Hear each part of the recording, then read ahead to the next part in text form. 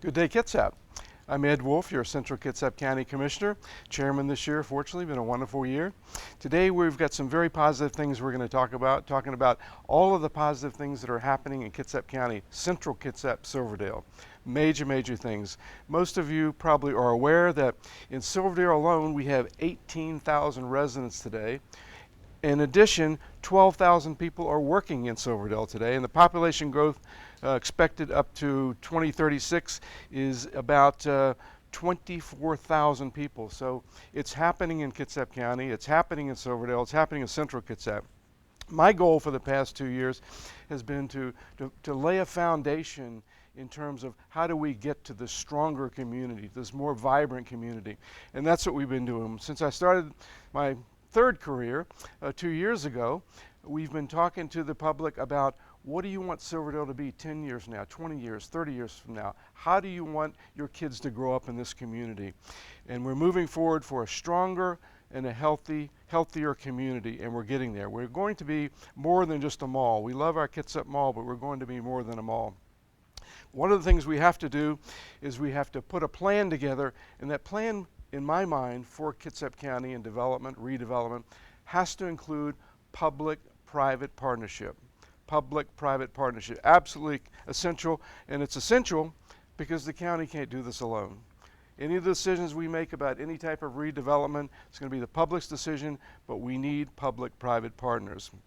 An example, today we'll be meeting with the CSTOCK Community Theater and also the Central Kitsap School District, David McVicker and Stacey Saunders, and they'll talk about how this partnership works between Central Kitsap Community, for example, school district, and also with CSTOCK. So I'm looking forward to that. Sit down, stay tuned, come back, and we're going to learn more about Kitsap and where we believe it's going in the next 20, 30 years.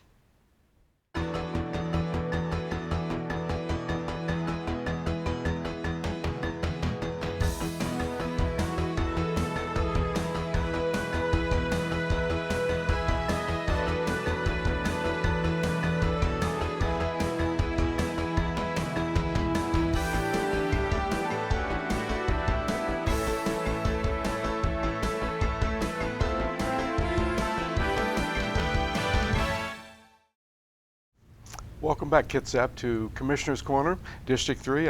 Once again, I'm still your County Commissioner. With me today, I have two very special individuals. One, David McVicker, is the Superintendent of the Central Kitsap School District, and with Mr. McVicker, Stacey Saunders, the relatively new Executive Director for CSTOCK, but we're going to learn a lot more about that, I think. Stacey, David, welcome. Thank you. Nice to have you both here.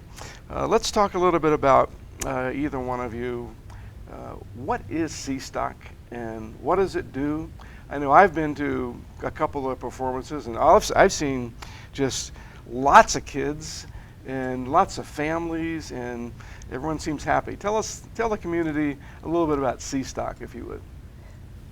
So maybe first what I should do is share a little bit on our name, which sometimes is CSTOCK and sometimes is Central Stage Theater. And the challenge that we've had over the years, we've actually been in the community for 30 years. We have performed over 200 musical theater full-scale productions, yet there are a lot of folks in the community that just don't know who we are. And if you go back to our original nonprofit documents from 1986, our full name is actually Central Stage Theater of County Kitsap. That's a mouthful. So we've always gone by CSTOCK, but the folks who don't know us and aren't part of our friends and family kind of wonder, are we stockbrokers? Are we chicken soup makers? We have a lot of confusion out there. So what we've done— Well, you're the executive director and you're a lawyer, so I know you're not a stockbroker. You might, but others have been confused over the years. So what we've done, and this is part of our exciting new partnership, and really a lot of our vision for the future is to launch a new logo, a new look and feel for our group, and to go back to some of our roots and our bigger name, and so we'll be Central Stage Theater. That is a mouthful. It is. But it's, the public's going to be hearing a lot more about that because of the partnership you're going to talk about very shortly with David McVicker. I would remind the public that up till last year, CSTOCK was housed at the Silverdale campus. And of course, we demolished the campus or the Silverdale Community Center for liability reasons and health reasons. But now you have a new location, or you have a temporary location, and you'll have a new location. Is that right, David? Well, that's where we hope everything is going. We actually, CSTOCK, Central Stage Theater, has gone back to their roots because they began in '86 at Central Kitsap Middle School. I didn't know that. And now we're back. And so we've had a strong Very good. relationship over the years. Lots of our staff as well as our students have been involved in many of the productions that you've referenced, and Stacey also. So we've got a good partnership between us. And allowing us to be there at Central Kitsap Middle School has really allowed the show to go on. Yeah. We didn't have a lot of options, and it's wonderful to have that for the transition. We have challenges, of course, with the acoustics and the metal folding chairs and being in a gymnasium, and that's why all of the hope for building this new theater at Ridgetop is so exciting. We've put on, like David said, we have had a lot of community members involved over the years, and we want to keep that momentum and really provide them the quality space that they need to continue the tradition of quality productions.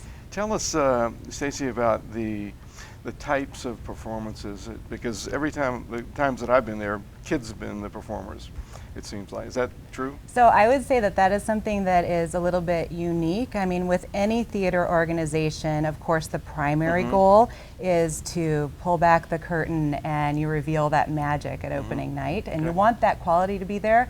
But something that goes a little bit deeper with our mission is a commitment to youth development and to cultivating the next generation of performing artists in our community.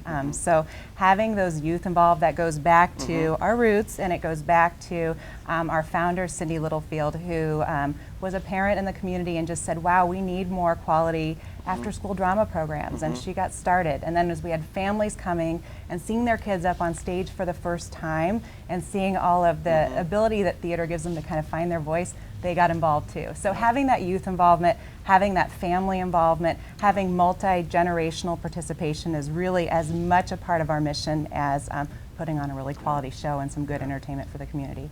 And many of the volunteers, they're the ones that I know, that are involved with CSTOCK now, are doing many other things in the community, because not just family-oriented volunteering, but a lot of volunteers with the CSTOCK. We do. We have roughly 50 volunteers per production. Wow. So that's maybe 30 to 40 actors in a cast, and then you have a backstage crew and directors and producers. And then there are 5 main stage productions a year. We also have a summer camp program. There are multiple productions that happen there where kids might get their feet wet in theater for the first time and then continue on to the main productions. Since we're limited for time, would one or both of you talk about this partnership? What does it mean? Where is it going? What's the schedule? When's the building going to be built? What do you need right now to keep this moving? Well, I'll start off. I think the main effort of the partnership is to maximize the opportunities we have for students during the day and for Central Stage Theater in the evening and on the weekend and in the summertime. Our relationship in the past has been after school and side by side, and we're looking at the potential of bringing that together in a variety of ways. We're right now proposing and hoping that we can build this space between Silver Ridge Elementary School and Ridgetop Middle School, a K-8 venue which could give us some daytime opportunities of a variety of uses of a space. So that when you referenced earlier about why is a facility important, it's just opportunity. Opportunity for lots of things. But the partnership for the performing arts is really what's exciting. The opportunity for our kids, our students, to be involved as they grow. So beginning at the elementary level and moving into the middle school. Fantastic. A lot of opportunities there because these are our future performing artists and performing and technical experts. They're right here. So they're stepping right from the classroom to the stage, or behind the scenes doing set construction in their shop classes, or learning about all of the Yeah, yeah. science that goes into lighting and sound and technology and the graphic and visual elements of a production. There's just so many different lessons that I think you can learn from theater. So we couldn't be more excited to be here and to start with this group. One of the things that excites me is last night we were together at the Admiral Theater for the 20 Under 40 Kitsap Sun Awards, and I know that we were all three very, very pleased that two of the recipients that won this award are associated and have been associated with CSTOCK, and I'll get the name. It's a mouthful. I'll get the name later. It's both. But we're very proud of Brandon and both of them. Yeah. So Brandon Myers is our board president. He grew up in CSTOCK. He's a Central Kitsap School District graduate, and he's exactly the kind of thing that we're talking about when we have folks who stay, and it's the multi-generational model where they become then the leaders and they're helping mentor the next generation too. Yes, and Josh Hopp is our board treasurer, and he's also just an incredible, very involved, committed community member who does a lot with youth through the YMCA as well. It's a great team. Fantastic, and I'll go back to what I said earlier, my opening remarks, that it's got to be partnerships. And for me, for this community to continue developing the way it's developing and growing and becoming strong and vibrant, partnerships, however you define that loosely, partnerships with the library, partnership with CSTOCK, partnership with the hospital, partnership with everyone that's doing what we're doing in the county right now to make it a vibrant place, more vibrant than it is now, more than just a mall. Well, let me ask this question, as I see I'm running out of time. If there's someone out there watching right now and they like the idea of high schools and junior high schools and kids and education and training and now training in theatrical, who do they contact? How do they contact? What can they do? Obviously, I guess contributions are always welcome, but in terms of volunteering. Well, certainly a good start would be to go to our website. That's cstock.org. And we're going to run that across our banner. Yeah. Wonderful, thank you. And we have some updates on there, certainly on productions. We'll have regular updates on this project, on building the theater, and also, of course, on current performances. So come on over, see a show at CK Middle School for now. Our next show, Best Christmas Pageant Ever, starts the day after Thanksgiving. Christmas show starts the day after Thanksgiving? Yes. And all the trees are going up in the malls already. Yes, yes. And we also will start extracurricular programming here at Ridgetop in January. So there'll be a lot of opportunities for kids to get involved and families to get involved here. All right, wonderful. So they can find this all on the webpage, and we'll have the banner for that. David, anything you want to add or close with? Well, I think the other thing is, you may get the question of, how are we going to pay for this? And that's a partnership also. If any of the listeners are interested, contributions are more than appreciated, and I'm sure they can get through the website for that. The district's contribution is state dollars. And so that's there's not any of the bond money or the district money that's headed at that point towards. It's a great project. We're looking forward to it. It's a real community piece. Very important that I think that you raised. This is not part of the levy, the bond money. No. This is separately and independently raised. Well, I asked the public if you would stay tuned. We're coming back with Jill Jean, the executive director of the Kitsap Regional Library. Jill, I would imagine, will talk about the library, the new location at Clear Creek, their plans, and then once again talk about the partnership with many entities in the county, not just the county, but other entities also. So stay tuned. Come back to Commissioner's Corner.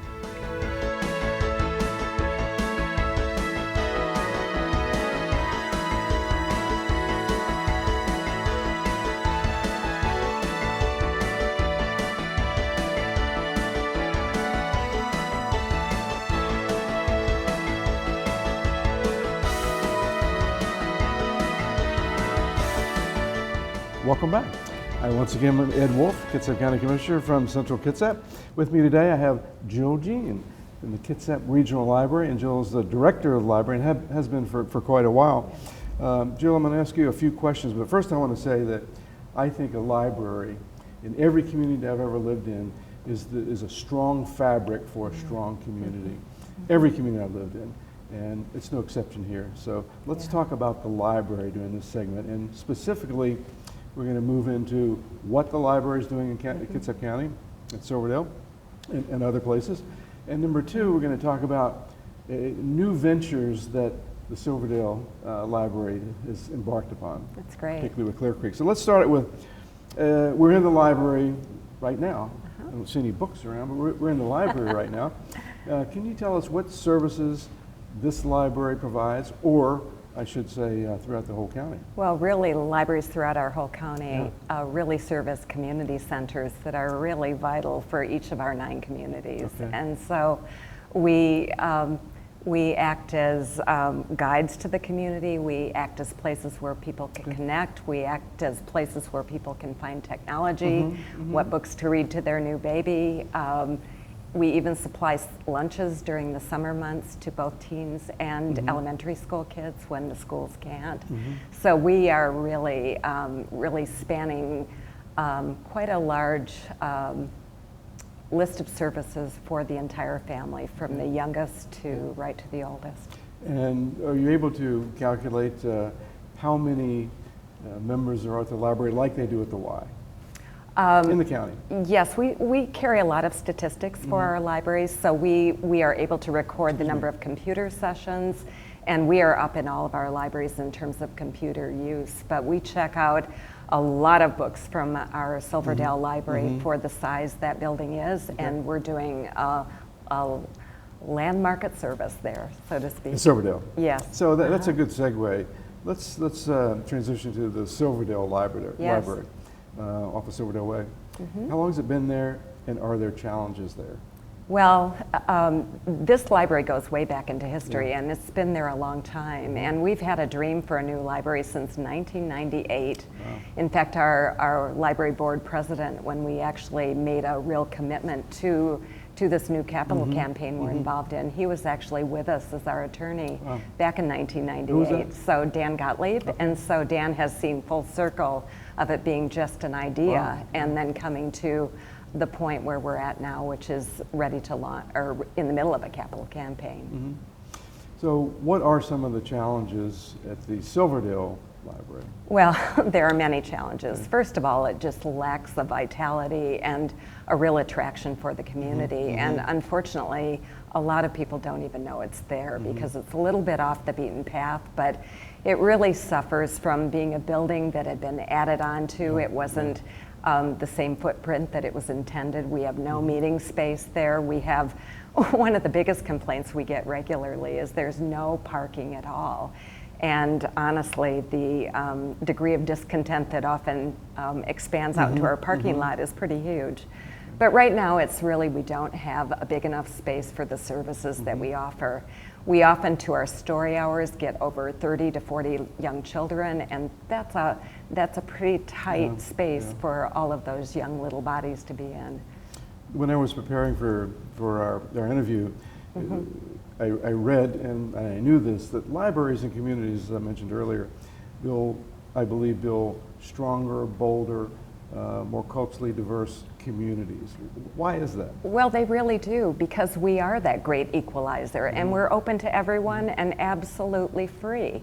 And so what we find in our Silverdale community is often we're the first place that a lot of military families go to really have an idea what their community is all about and where they can be guided to for services, both educational and otherwise. But we find that we are often the navigators for a lot of people in our community, and we're very proud of that. Is there role. a large, or can you even guesstimate the percentage of military families that frequent our Kitsap libraries? I can't really, because it's such a transient kind of population, but we know very clearly from anecdotal information that we have that they ebb and flow into our community with great regularity. So I would imagine it's a fairly constant population, but one we care about very deeply. So it would be fair to say for our viewers at home that the military are an integral part of the library system on a transitory basis because of the ebb and flow, as you described. Yes, and particularly families. Oftentimes on the bases, families are just stuck with not a lot to do. And so the library really becomes that place where they can find community and educational opportunities for their kids. You know, one of the things we've gone into in a really big way is our STEM programming, which is our science, technology, engineering, and math programming, and we've become a real leader in that. Yeah. By really saying to our youth services librarians, we want you to spend at least a quarter of your time making these programs happen for kids of all ages. So By the it's way, been incredible. I'm sorry. No, fine. A plug for North, for Commissioner Gelder's district. I recently visited last week the Village Green Yes. complex, pretty spectacular, and went into your library, and it was about 3 o'clock in the afternoon. There must have been 10 kids playing around that glass that's in the floor, Yes. and just very interactive, a lot going on, not just reading books. Yes. I was surprised. It was better than watching TV. Yes. Yeah. Well, we intended that building to be a very active environment, and our circulation in that building has tripled, but it's the use by the people who really want to stay there for long periods of time. It's been really great to see. So there are rumors on the street in Kitsap that the library will be relocating in Silverdale to Clear Creek, the Clear Creek Trail area. Yes. For those in the viewing public that aren't aware of any of these rumors, can you just tell us, was property acquired? And if it was acquired, where is it? And what is the three-part question? What is the goal for that site?